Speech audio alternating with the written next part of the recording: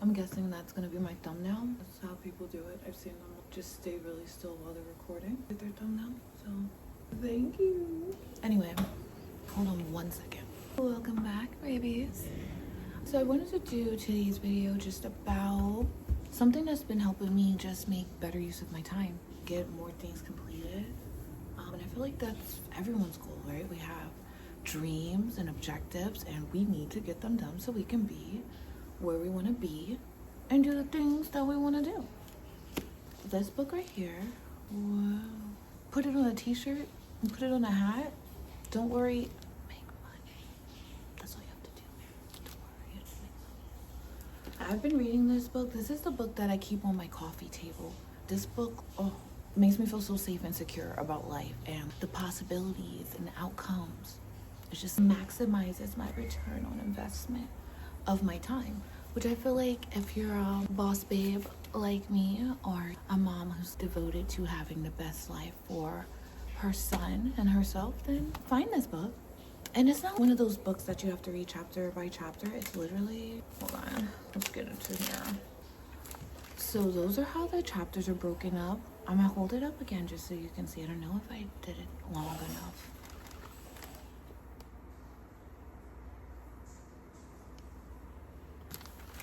All right, I don't know. Rewind it and pause it if that wasn't long enough.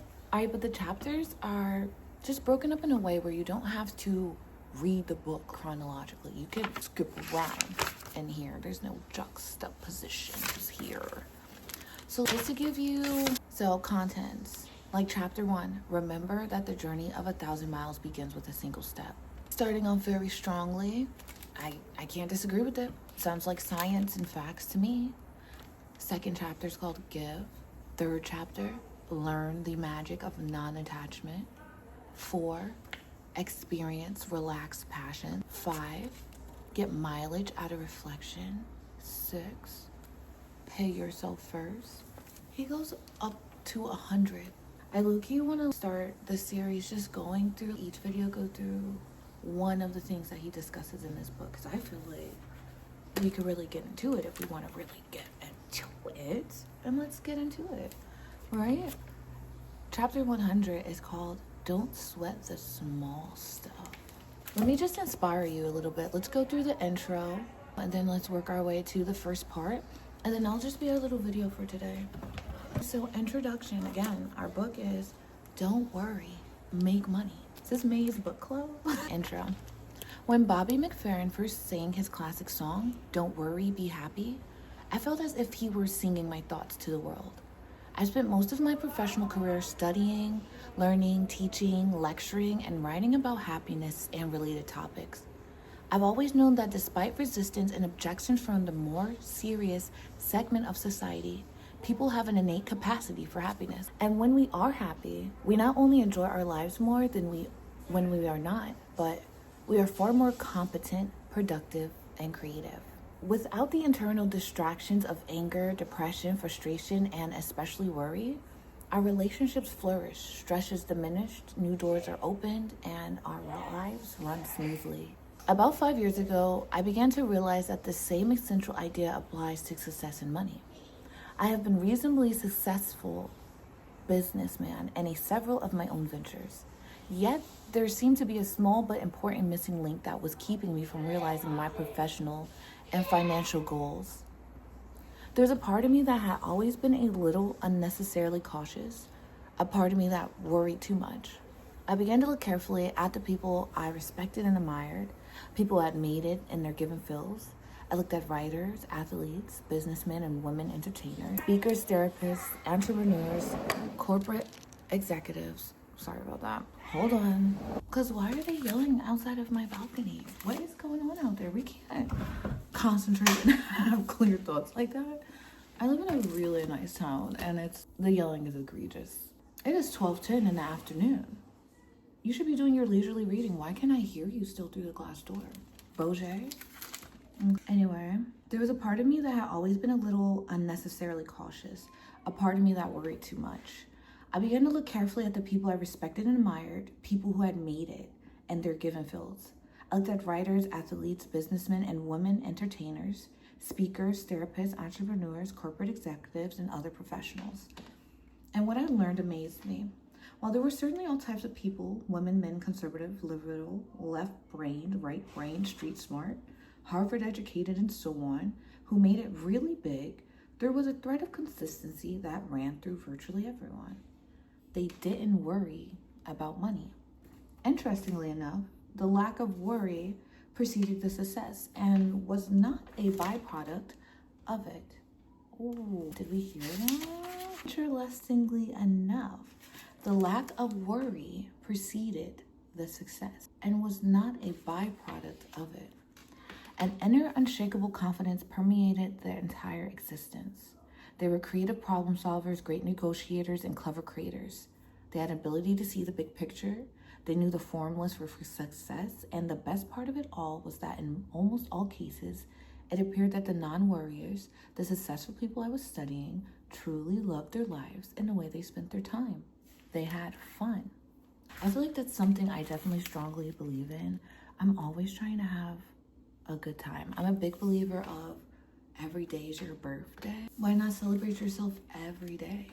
I feel like just having those little things that you look forward to, little ways to treat yourself and open your eyes to new opportunities, you not holding yourself back or limiting your space based on your current circumstances or whatever you feel that you deserve or are capable and at the moment, really just expands your choices.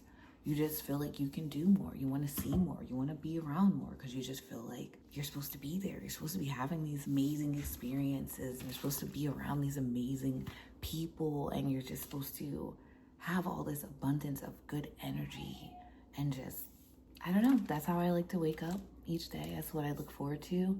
And I really just try to make it my reality, even if it doesn't feel like it is that at the time.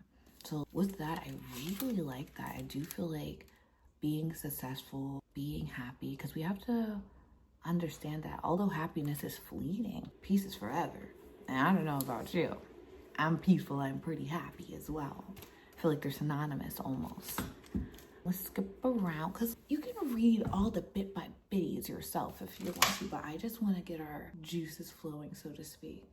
So let's skip into the first chapter. Let's just do the last excerpt of the intro. So basically in the book, he's saying, I will share with you specific strategies to banish worry from your life forever. Whether you want the confidence to pursue a new career or dream, the emotional freedom to ask others for help, the ability to handle criticism or rejection with ease, the confidence to take a risk, speak to a group, ask for a raise, do more for your favorite charity, invest in a business, or creatively market a service or product, this book is for you. I cannot adequately put into words how wonderful life can be when worry is diminished. For me, abandoning worry has opened a world of possibilities for both my inner and outer worlds. Life without worry has opened new doors and created freedom that until a few years ago, I never thought were possible. So don't worry. I know this can happen for you too. Do you hear that?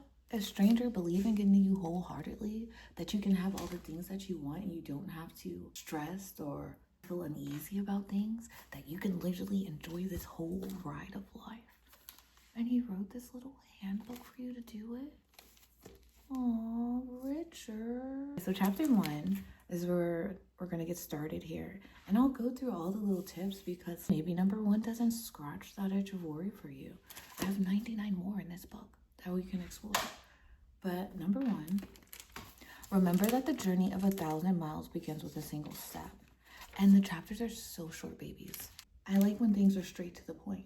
I enjoy that. So remember that the journey of 1,000 miles begins with a single step.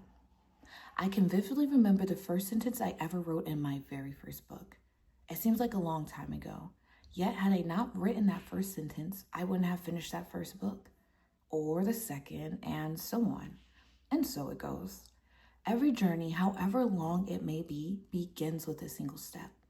But you must take the first step. Once you do, each step you take takes you closer and closer to your goal. Sometimes you consider taking on a new venture, whether it's raising a child, writing a book, starting a new business, beginning a savings plan, or anything else. the task can seem overwhelming. It's as though you'll never be able to arrive at your final destination, as if the first step isn't going to help. When you look too far out towards the horizon, it can seem too difficult. You might even wonder where to begin. The trick to success sounds very simplistic because it is very simple. Just begin. Take a single step, followed by another, and then another. Don't look too far out into the future, and don't look too far back either. Stay centered in the present moment as best as you can, and if you follow this simple plan, you'll be amazed at what you can accomplish over time. When I graduated from my PhD program, my dear friend Marvin gave me a gift, the complete works of Carl Jung. That's 26 long volumes of material. In volume 1 was a note from Marvin worth sharing here. He wrote, "Becoming educated doesn't happen overnight. Education is a lifelong process that happens in short intervals. If you were to read only 8 pages a day for the next 7 years, you would be one of the world's most knowledgeable experts on the works of Carl Jung, and you would get through every page." Despite not being a huge fan of Jung, I have always appreciated my friend's message. The same, of course, is true with all ventures. A wealthy friend of mine, worth many millions of dollars, remembers opening his first saving account with his wife over 40 years ago with just $10. They have both laughed when they say, "It's amazing what a little bit of time can do." Had they not decided to start somewhere, their incredible success would have never manifested itself. Over and over again, I hear people telling me about the book they are going to write, the savings account they're going to open, the business they're going to start, or the charity they're planning to help. But in many instances, these plans and dreams keep getting put off until the conditions are right. One of the most powerful messages I can share with you, one that I'm absolutely certain of, is this. In almost all cases, the conditions you're waiting for will not be significantly different next week or next year. Don't worry that the conditions have to be perfect. The truth is you're still going to have to take that first step. If you take it now instead of later, you'll be many steps closer to your dreams by this time next year. Congratulations, you've just taken the first step in completing this book. Oh my goodness. And I know it sounds like so simple. Oh, just start, just take the time out. But I totally can identify with that sense of peril of being overwhelmed with so many choices or so many steps in actually completing a task or a goal or achievement. And definitely one thing that does help me is just segmenting the big goal into smaller goals, just so I feel like I'm getting small wins to keep me push forward. It's like getting that gold star for what makes you want to bring in your homework the next day. You want to keep your streaks up. That's how they get you with the apps. They're like, "Oh, do you want to manage your streak? Do you want to bet on your streak?" And they're like, "Oh my God, yes. Why wouldn't I want to amplify the benefits that I'm going to get by checking in if I know that I'm going to check in consistently? I can do that. I can say that I'm going to do that." And I feel like it's basically the same thing. Just commit to do one of the things on your list. You can commit to do one thing off the list a day. And maybe after you finish the one thing on the list, you want to propel forward and go to the second thing on the list. Or maybe you switch tasks and you have another goal that you need to get completed, and you use them off of completing that first task to also start another one of your journeys. So I just wanted to do this little quick video sharing these tips. I definitely will be back so we can get through all of the book, but get the book so we can do it together and we can chat and make different inferences on the knowledge we're consuming. I'm into that. That's hot, real sexy stuff. Okay. All right, well, love you, but love you more. See you guys later.